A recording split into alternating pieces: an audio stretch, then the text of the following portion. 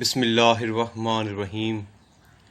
حضرت امام حسین علیہ السلام فرماتے ہیں کہ ایک مرتبہ حضرت امام علی ابن ابی طالب علیہ السلام کوفہ کی جامع مسجد میں تھے کہ ایک شامی نے کھڑے ہو کر کچھ سوالات کیے کہ جن میں سے ایک سوال یہ تھا کہ اے امیر المومنین، مجھے آسمانوں کے رنگ اور ان کے ناموں سے آگاہ کیجیے۔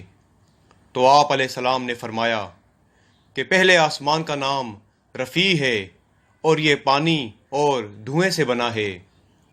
دوسرے آسمان کا نام فیزوم ہے اور اس کا رنگ تانبے کا ہے۔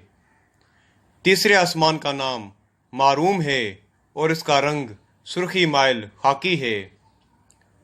چوتھے آسمان کا نام ارکلون ہے اور اس کا رنگ چاندی جیسا ہے۔